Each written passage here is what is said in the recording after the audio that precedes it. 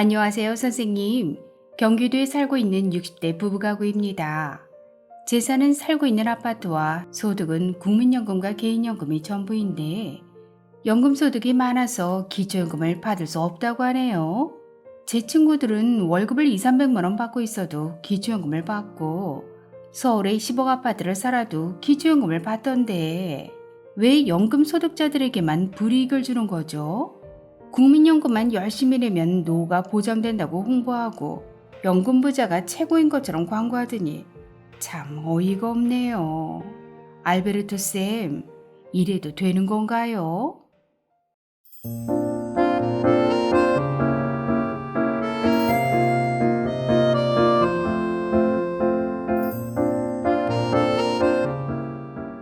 안녕하셨습니까?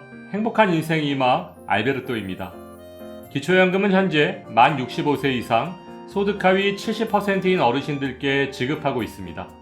그런데 소득 하위 70%를 정하는 기준에 문제가 참 많은데요. 오늘은 기초연금을 노인 전체에게 지급해야 하는 3가지 이유에 대해 아주 쉽게 설명해 드리겠습니다. 기초연금을 노인 전체에게 지급해야 하는 이유 첫 번째는 소득 인정의 계산의 불평등입니다. 젊어서 열심히 일하고 저축하고 안정적인 노후를 위해 연금에 가입한 분들께는 기초연금 수급이 그렇게 만만치는 않습니다. 2023년 현재 기초연금은 어르신들의 소득과 재산 그리고 부채까지 모두 반영한 소득 인정액이 단독가구 202만원, 부부가구 323만 2천원 이하면 받으실 수 있는데요.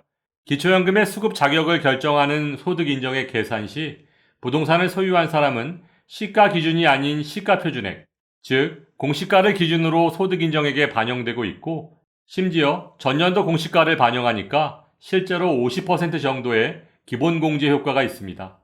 또한 노후를 위해 점포나 오피스텔 등을 소유하고 임대소득을 받고 계신 분들도 필요경비로 42.6%를 공제받고 있습니다.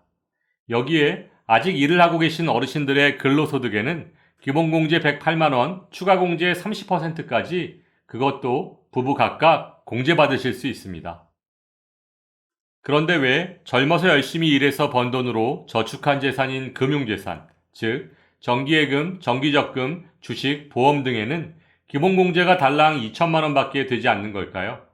앞에서 말씀드렸듯이 부동산에 투자한 사람은 공시가 적용으로 일단 50% 정도 공제해주고도 지역별 기본공제라고 해서 대도시, 특례시는 1억 3,500만원, 중소도시는 8,500만원 등 추가 공제를 해주고 있는데 왜 유독 금융재산에만 이렇게 조금밖에 기본공제를 안 해주는 건지 그 이유를 모르겠습니다.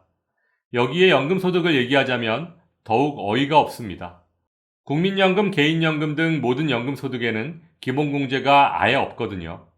거기다가 국민연금이 48만 4,770원을 초과하면 기초연금의 50%까지 감액하고 있으니 너무 불공평한 것 아닐까요?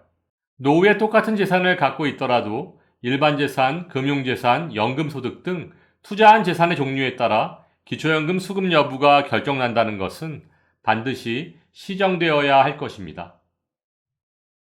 기초연금을 노인 전체에게 지급해야 하는 이유 두 번째는 국민연금 소득 대체율의 하락입니다.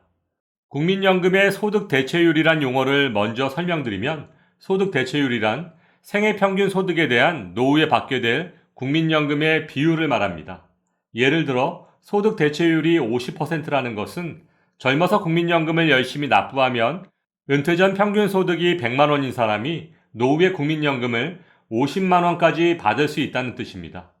이렇게만 국민연금을 받을 수 있다면 은퇴 전 소득의 50%를 받을 수 있으니까 어르신들의 최소 생활비 수준을 유지하는 데 큰 도움이 되지 않을까요? 그런데 왜 실제로는 국민연금을 국민용돈이라고 부를 정도로 노후에 큰 도움이 되지 않는 것일까요? 그 이유는 가입기간에 있습니다. 소득 대체율은 20세에 국민연금을 가입해서 60세까지 총 40년을 납부한 사람이 65세부터 받게 되는 국민연금 수급액을 기준으로 산정됩니다. 따라서 소득 대체율의 기준은 가입기간 40년이라는 거죠. 그런데 현재 국민연금 가입자의 평균 가입기간이 20년 정도이니까 소득 대체율 계산의 기준인 40년의 절반 정도밖에 되지 않는다는 것입니다. 따라서 소득 대체율이 50%라도 실질 대체율은 절반인 25% 정도밖에 되지 않는다는 얘기죠. 그런데 이런 소득 대체율을 정부에서는 2028년까지 40%로 떨어뜨린다고 합니다. 그렇게 되면 실질 대체율은 20% 정도밖에 되지 않겠죠. 과연 젊어서 월 100만 원으로 생활하던 사람이 노후에 20만 원으로 생활할 수 있을까요? 그런데 이전 정부에서는 소득 대체율 50%를 주장하면서 어르신들의 눈과 귀를 속여왔던 것입니다. 그런데 문제는 여기에 그치지 않습니다. 이렇게 얼마 안 되는 국민연금을 받으면 건강보험 피부양자 자격 산정 시 100%를 소득에 반영하고 있고, 건강보험료 산정 시에도 작년 9월부터는 국민연금의 50%의 건강보험료를 부과하고 있으니까 어르신들께서 실제로 체감하는 국민연금의 실질 대체율은 더욱 떨어질 수밖에 없습니다. 따라서 이렇게 날이 갈수록 떨어지고 있는 국민연금의 실질 대체율을 보완하려면 기초연금이 실질 대체율을 보완하는 역할을 해줘야 하기 때문에 기초연금의 보편적 복지가 반드시 필요한 이유입니다. 기초연금을 노인 전체에게 지급해야 하는 이유 세 번째는 기초연금 수급자 선정을 위해 투입되는 과다한 행정비용입니다. 기초연금을 받는 70%와 못 받는 30% 어르신들을 구분하기 위해서는 신청인의 소득과 재산, 그리고 부채까지도 모두 조사해서 소득 인정액에 반영해야 합니다. 따라서 각 시군구의 행정복지센터, 국세청, 법원, 국민연금공단 등 수많은 인력과 예산이 소요될 수밖에 없고, 기초연금의 심사 업무 또한 굉장히 복잡합니다. 그러므로 앞에서 설명드렸듯이 만 65세 이상 어르신들을 소득 인정액을 기준으로 순위를 정한다는 것 자체가 무리가 따를 수밖에 없는 정책인 것입니다.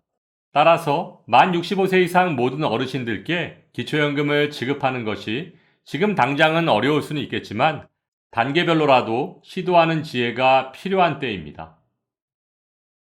오늘 선생님의 설명을 듣고 나니까 조금 덜 받더라도 모든 노인에게 기초연금을 주는 것이 맞는 것 같네요. 아동수당은 부모의 재산과 소득 관계없이 모두에게 지급하면서 왜 기초연금만 70%에게 주는 건지 도무지 이해할 수가 없습니다. 오늘 친절하고 정확한 설명 감사드리고 노인들을 위한 더 좋은 방송 부탁드릴게요. 오늘 말씀드린 것처럼 기초연금은 노후 생활 안정을 위한 노인 수당이자 사회 수당입니다. 선택적 복지와 보편적 복지의 선택은 윤석열 정부가 풀어야 할 가장 큰 숙제이지만 보다 적극적인 사회적 대화를 통해 어르신들의 노후에 도움이 될 수 있는 해법을 찾으시길 바라며 오늘도 알베르토가 어르신들의 행복한 인생 2막을 응원하겠습니다. 행복한 하루 되세요. 좋아요, 구독, 그리고 알림과 공유는 좋은 콘텐츠를 만드는 힘이 됩니다.